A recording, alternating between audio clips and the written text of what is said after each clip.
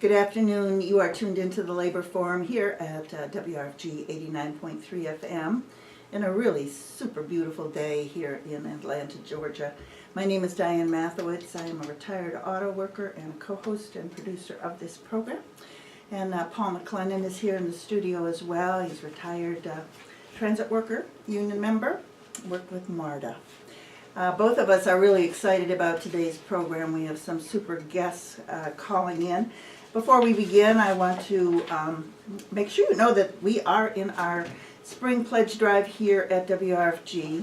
We are a community-sponsored and listener-supported radio station. That means we really rely on those of you who listen to our programs to contribute financial resources to keep us on air.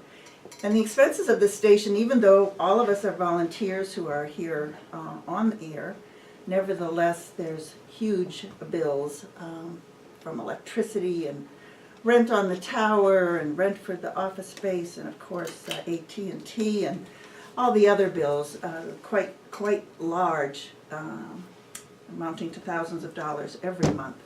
So we would encourage you can call into any of the programs 24 hours a day and make your pledge. You can go online, do it with a credit card, securely, and that website is wrfg.org, and you'll see the donate button. And you actually have the option of sort of attributing your donation to programs that you like. It's kind of a popularity contest, and we certainly would hope that you would list the Labor Forum as one of your favorite programs. And of course, you always can walk into the studio and the building here at 1083 Austin Avenue with your financial donation. And we really appreciate those phone calls. So we'll go ahead and answer this one, and then we will go right ahead with today's two segments that we start off with, which is the labor headlines and This Week in Labor History.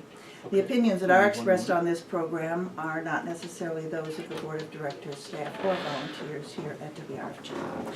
So it's our labor headlines. Oh, I think is Verdelia walking here? Yeah, come on, sit right here. So our 4:30 segment guest has just come into the studio. We're going to put her here because, you know, we're videotaped as well. You get to see who it is who's talking. And so Verdelia Turner, who will be on to talk about the attacks on public education. She is president of the Georgia Federation of Teachers. She'll be on at 4:30. Meanwhile, she's going to sit here and listen to Paul and I as we give these first segments.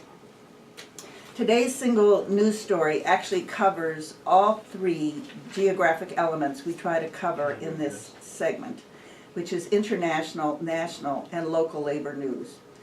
Kalpana Akhtar, the Bangladeshi labor activist who was interviewed on the Labor Forum on February 23rd about the inhumane conditions of garment workers in her country, was arrested on Thursday, March 12th, while trying to deliver a letter at the headquarters of the Children's Place in Secaucus, New Jersey.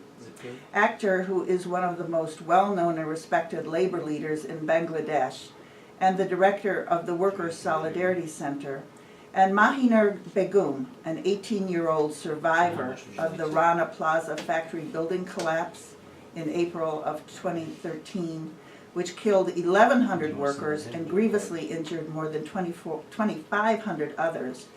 The two of them have been touring the U.S. for the last 3 weeks. They attended the United Students Against Sweatshops conference in Tennessee, which has been actively supporting the fight for higher pay and safe working conditions for garment workers in Bangladesh, Haiti, and other countries. In particular, they are trying to bring attention to the vendors who supply universities and colleges with insignia clothing. USAS members took their demands inside a trade convention held here in Atlanta to confront JanSport, a division of VF Corporation, whose garments are produced in the dangerous sweatshops of Bangladesh and elsewhere. It was during that leg of their national tour that Kalpana Akhtar told the WRFG audience about the struggles being waged by a mostly women workforce against not only the owners of the small factories and wealthy political and social forces in their country, but also the huge multinational corporations including Walmart, Benetton, and the Gap, who subcontract the manufacturing of their brand items to low-wage countries. The two Bangladeshi activists, along with 25 others, were charged with trespass when they tried to deliver a letter to the CEO of the Children's Place at their New Jersey headquarters. The Children's Place had been a major customer of one of the factories located in Rana Plaza. The Guardian newspaper reports that according to U.S. Customs documents, the Children's Place had received some 120,000 pounds of clothing produced in the New Wave factory in the 8 months before the collapse. In fact, a large shipment had just arrived in Georgia a mere 19 days before the building came down. The Children's Place claims that at the exact time of the collapse, they had no more orders pending from factories located in the Rana Plaza. One of the demands of the letter was that the company contribute $8 million to the Rana Plaza Trust Fund to compensate the families of those killed and help the survivors with medical and living costs. Thus far, the Children's Place has donated $450,000. As of November 2014, the Children's Place had 1,117 stores in the U.S., Canada, and Puerto Rico, as well as 67 stores in other countries. Its revenues exceeded $1.8 billion in 2014. And interestingly enough, on the same day of the arrest of Actor and the others, a 13% dividend increase for its stockholders was announced. According to Actor, the group was in the process of leaving the building when the police arrested them. The Children's Place is being called upon to drop the charges before the March 24th court date. Those are our labor headlines for today. We'll move on to Paul, another interesting day in history for him to report on. Okay, thank you, Diane. Two items this week. On March 21st, 1857, Alice Henry, an Australian feminist journalist who promoted trade unionism, women's suffrage, and social reform, was born. She began her 20-year career as a journalist in Melbourne and lectured on various topics. Her journalism mainly focused on progressive causes such as labor reform, children with disabilities, and proportional representation. She moved to the United States in 1906 and joined the Chicago Women's Trade Union League. The League was established in 1903 and consisted of reformers seeking to combine trade unionism and feminism to create a new force to deal with the obstacles women faced when organizing women into unions. It was her view, shared by many feminists and socialists, that the women's movement and the labor movement must advance in combination. Henry worked for the extension of the League in the U.S. and is credited with bringing in an international perspective to the women's trade union movement. With the Women's Trade Union League, she served in a variety of ways, including as an investigator of women brewery workers, author, field organizer, and director of the education department. Henry organized new branches and mobilized both middle class as well as trade union support for the League's legislative, educational, and organizational goals. As a writer, she became a key figure and voice in the campaign for women's suffrage, union organization, vocational education, and labor legislation. She was also an active participant in the progressive movement of the early 1900s, whose politics blended Marxism and Unitarian humanitarianism. Henry edited the League's official journal, and she wrote 2 books, The Trade Union Woman in 1915 and Women in the Labor Movement in 1923. In her essay, A Separate Piece, published in The Trade Union Woman, she discussed some of the problems associated with organizing. One of the issues she addressed was the tension between middle-class reformers of the Women's Trade Union League who were only interested in winning the right to vote and the working-class women. Both books focus on the particular struggles and inequalities working-class women faced during this time period. In the tenements and factories of Chicago, she was exposed to the most oppressive features of industrial capitalism and the most radical movements that developed in response. Her contact with radical labor leaders, her work on the picket lines, and her close involvement with leading feminists in the country sharpened her political awareness and her economic analysis of women's oppression. In the course of her work with the League, she grew further away from the more conservative feminism found in Australia. Henry started out sharing the racist views of many Australians where white Australia policy was widely accepted, but her time in this country led her to change her views. Throughout her life, Henry was passionate about feminism and the equal rights of women. Her passion for the emancipation and equality of women is her main legacy, and she devoted much of her life and writing towards that cause. She died on February 14, 1943, in a hospital in Melbourne. The second date for this week happened on March 20th, 1865, when the state of Michigan authorized formation of workers' cooperatives. 13 were formed in the state over a 25-year period. Labor organizations were advocating cooperation over competitive capitalism following the Civil War, and several thousand cooperatives opened for business across the country during this era.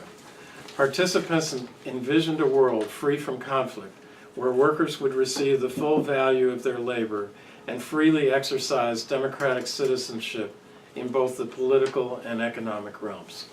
Thanks, Paul. And I believe we have online, and I have to say I'm so pleased that Kim King has joined us again. For those of you that were listening on the 9th, we had a great conversation with Kim King, who is a worker in Selma, Alabama, and engaged in a really a heroic struggle to both win higher pay and safe working conditions for herself and her co-workers at a Lear corporation plant, which supplies Hyundai. So, Kim and Latasha Irby is on the phone as well. Am I right? Thank you both so much for joining us here at the Labor Forum on WRFG. Kim, you know, big thing happened to you today. Maybe let's start with that and we'll work backwards. What happened this morning? This morning at 9, I went in for a meeting, and I went in with the human resource lady and the plant manager. And he asked me, did I sign a statement that they had gave me on the 9th, and I told him I didn't. And then he asked me, had I considered what was I going to do about the situation of me giving false accusations about Hyundai. And I told him I have a letter from a lawyer, and I have a letter that I've written, and I read the letter to them. And then so they said, okay, well, we need to think about this. So we left the room, and when they came back, they gave me a little paper that said, my employment is being terminated effective March 16, 2015. And we will advise you of your right to continue benefits under COBRA in a separate letter. And if you have any questions, contact Connie National. And we wish you success in your future endeavors. And I told them, okay, and I left. Well, I think that's generous of them to wish you success in your future endeavors, because your endeavor is to win higher wages in a union and safe working conditions at that plant. Let's back up now for people who perhaps weren't listening on the 9th when you were describing what it was that was happening to workers in Selma, Alabama, where as we have reported, some 40% of the population lives under the poverty line. And a huge gathering had come together for the 50th anniversary of the historic Bloody Sunday March, which produced, enormous changes in the United States. Yet for the people in Selma who are working at low-wage plants, not a lot has changed. So could you tell our listeners a little bit about this company, this Lear company, and what they make and what the situation there is? And Latasha, you can obviously jump in whenever you choose.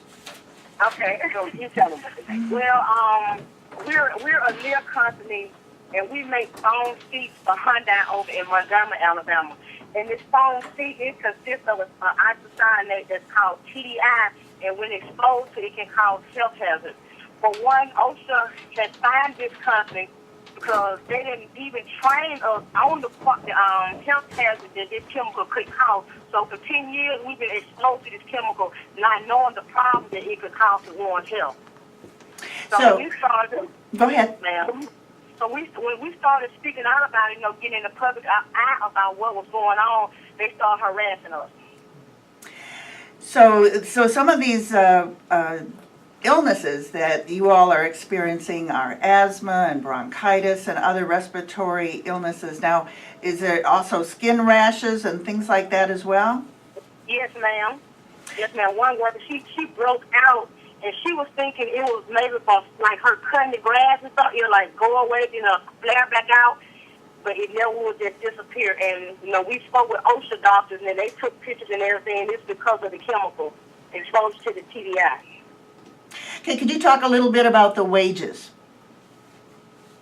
I mean, the wages that they pay us, I mean, there's no hope of you ever, having the American dream, no early retirement.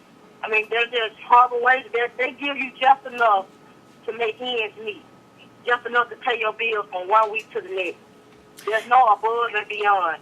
So I was told, we were told last time we talked that pretty much the highest wage for production workers is about $10 an hour, no matter how many years you've worked there. We just got a raise, so it's at 12 now, and we just got that about a week ago. Oh, a week ago. About a week ago. And I think you told me also that after you had done a lot of agitation and that then they finally have issued gloves as well. All this time you weren't being given gloves? Yeah, and they finally, last year they just put us in the gloves, and then they told the workers that it was because I talked to OSHA the reason they was in the gloves. They're not actually telling them the real reason that they're being exposed to their hands, so that's why they had to put the gloves on. Now you also have signed union cards, correct? And are in the process of working to get a union election at that plant? Yes, we have. And because of harassment, it was no way for us to get a fair election, so they had to put it on hold until some things be investigated. All right, so I first found you through a Facebook page, Who Really Made Your Car. Could you talk a little bit about, now you got this first call last Monday, actually after you went to work, after you had been on the labor forum, about them telling you that you had to recant everything that you have said and everything that you have testified to in order for you to keep your job. So in the following week, what has been happening around the country? Because I saw all kinds of pictures on your Facebook.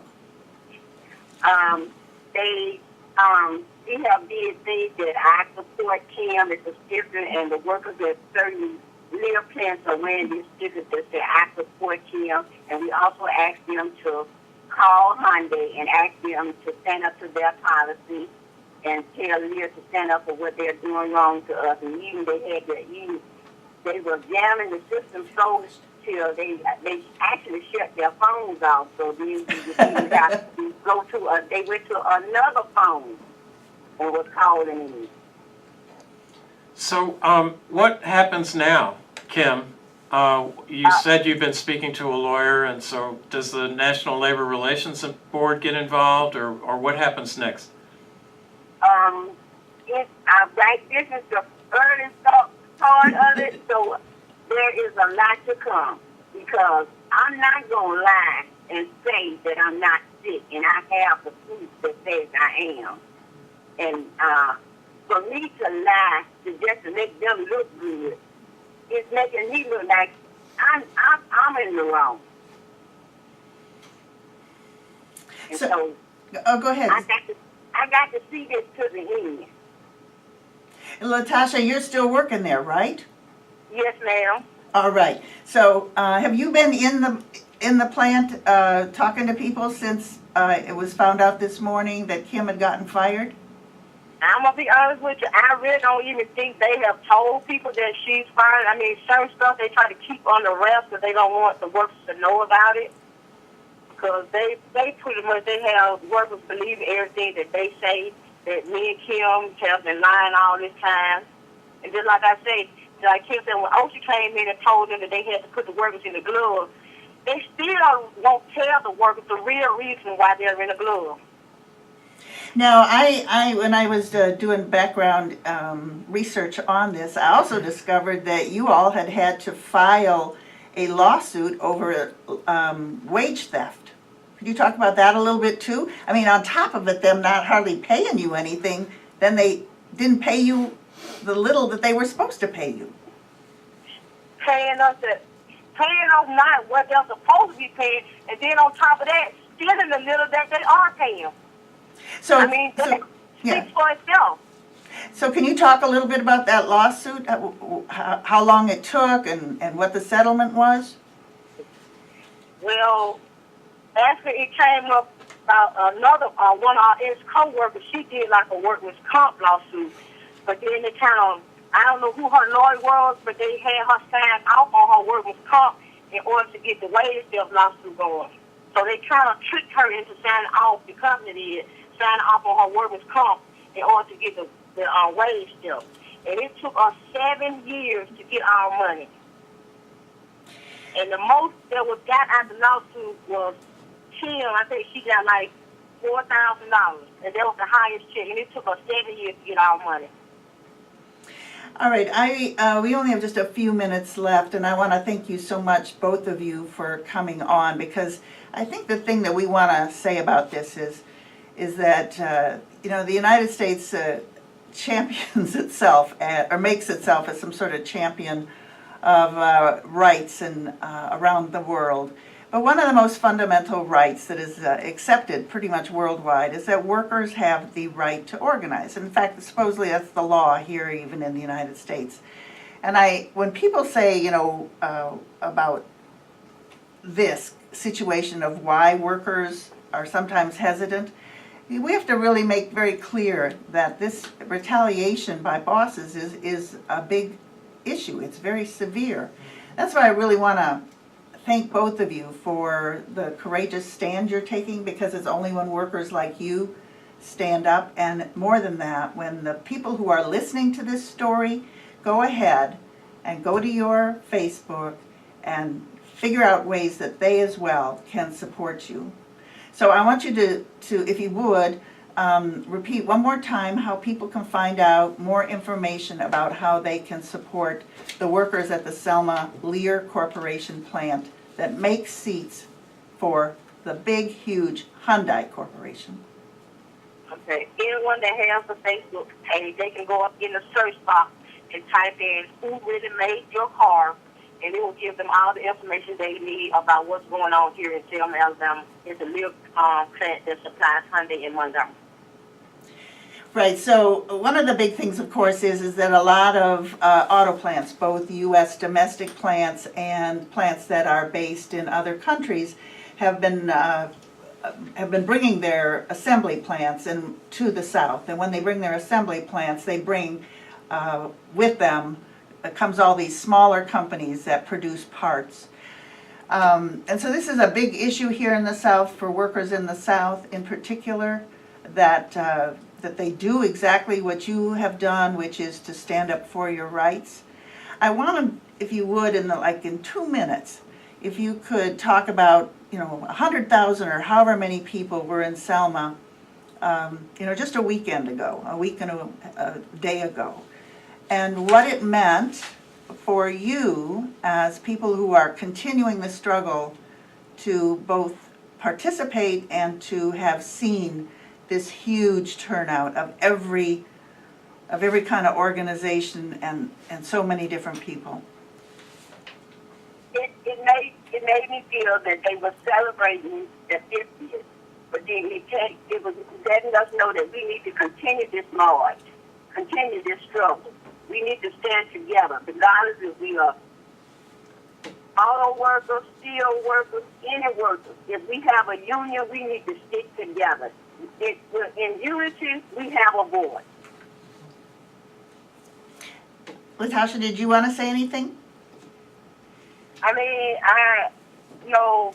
when they did the Bloody Sunday and all that, I can really appreciate what they've done now, because if they hadn't done what they did back then, we probably wouldn't be here today where we are now. So that's why I feel like they paved the way for us, to give us some kind of hope, and whatever we come up against, that if we stick together as one, that we can accomplish what we started out to accomplish. And just like Kim said, I don't have no hope and no plans of giving up now. We've come too far to just give up. Because I know something good is going to come out of all this. I want to thank you again, both of you. So, listeners, you have been hearing the voices, the heroic, strong women of Selma, Alabama, following in the footsteps of so many of those women that you saw face down troopers and Ku Klux Klan and dogs and cops on horses and the rest, still in the struggle today. And that was Latasha Irby and Kim King, both of them employed, or were employed in Kim's case, by the Lear Corporation, which makes seats for the humongous, wealthy Hyundai Auto Company, which has a plant in Montgomery, Alabama. We want to keep in touch with you and make sure you let us know here at the Labor Forum any development and how we can help. Thank you so much. Thank you. All right, take care. Bye-bye. Okay, bye. All right. I am so inspired that by these two women and all their co-workers and all the people that I met when I was in Selma a week ago. It is absolutely true that seeing the still determination of people to fight for the rights of poor and working people, to defeat racism, to defeat these low wages, this discrimination on the job, this exploitation is what this program is all about. So before we get to our guest who's in the studio, and I'm excited that she's here too, because this is another reflection of another very strong woman who's engaged in a really what seems like sometimes just an endless fight against those that want to get rid of public education, it appears. I don't know where the bell is, but I want to ding, ding, ding. I want to recognize that Gary Washington, who founded this program, called in with his pledge for WRFG and the Labor Forum. Thank you so much, Gary, for all that you have done to make this show and this station a possibility. I also want to make an announcement that last week we actually got $500, yay, ding, ding, ding, ding, ding, in pledges, and we want to encourage everyone who's listening to go ahead and go online, make your pledge. You can do it in installments. There's so many ways you can help WRFG. And if you don't have any money, you can come down here and you can be a volunteer. We have all kinds of needs for every skill and every interest here at the station.